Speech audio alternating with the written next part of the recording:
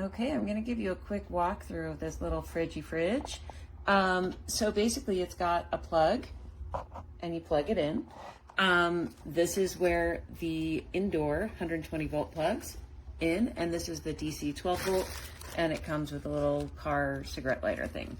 And then here we've got on switch for the light, on switch for cooling. So I'm gonna switch on the cool. There's a little fan here, and instructions say you want to make sure this fan is running if you've got the cool on. If it's not, then apparently there's a problem. And then I'm going to turn on the light and flip this around so you can see it. Woo! Trippy!